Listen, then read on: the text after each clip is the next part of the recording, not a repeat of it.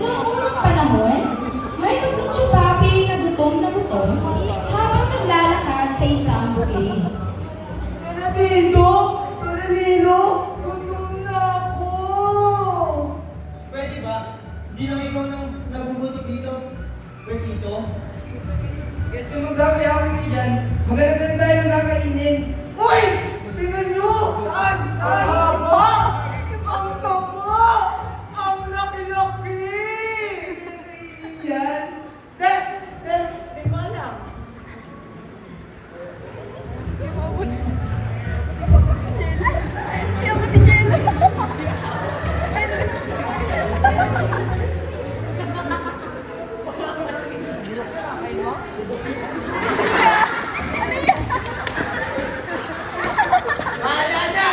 Sumusuboy na ako!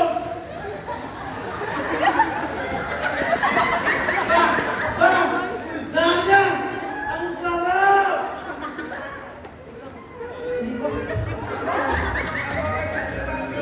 Laging lang yan. Mahihinga rin ako. Ako din! Ako din! At mula noon, natuklasan ng mga tsupapi ang saging.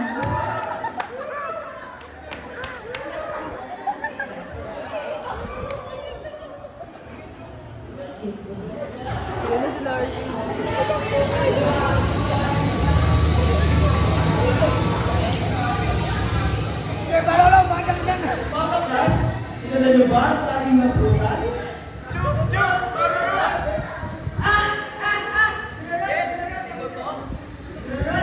Ano po ba benepisyo ng isang saging?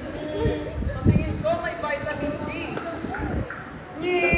Parang may mali yan ah. Roy, kasigurado po ba kayo?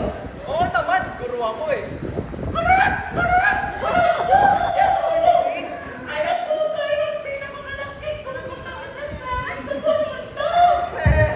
Ayun ang hindi ko alam. Pero ang pinakamahabang saging na nasubo ko, 5 inches. Kaya sa tingin ko, yun ang pinakamahaba sa buong mundo. Hala! Parang iba yata nasa isip ko. Okay, next question.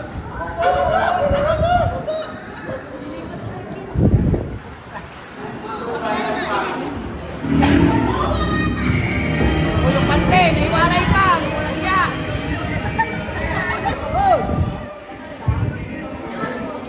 Sa eskwela, ano mo? Sabi ko ng guro namin, may vitamin C daw sa saging. Tapos, ang pinakamahabang saging daw. 5 inches! Di ba na yan? Guro na nagsabi eh. Hindi! Nalaman na dito ang pinipili ng saging. Paborito ko pa yung isubo yan. Kaya bukas na bukas, pupunta ako sa principal office. Sige na nga, naliligo na muna ako. Nay, magaling ko sa'yo.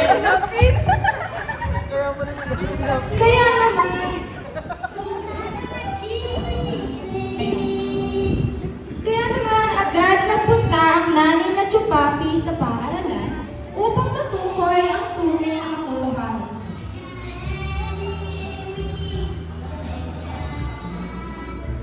Ano pong problema? Mahal, mukhang maliyan ang may tulong ng Diyos at minsan ako. Ano po bang natulong ni Gulunod kay Titi Gutom? Sinabi niya may vitamin D ang saging at 5 inches ang haba ng pinakamalaking saging. 8 inches yung nasubo ko noon. Gulunod, saan mo naman nakuha ang impormasyon na yan? Kulang ko lang po. Chupa kaya. Kung Gemini sana, hindi na nag-feeling. Teka. Bakit ka nandito, Jacolino? Bakit na mo? Gulunod, tandaan natin na ang isang puno ay hindi alam ang lahat. Kaya, kailangan natin magsabi ng katotohanan at hindi panghuhula lamang. Tama po kayo. Pasensya na, tititutot, mga tsupapi. Dapat pala sinabi ko ang katotohanan na hindi ko alam. Naiiyak kasi ako magsabi na hindi masagot ang inyong mga tanong kapag ako isang guro. Ibig sabihin, pwede rin ang naman ng isang guro. Oo naman, Betlogo. Oo, na amin na kang magtanong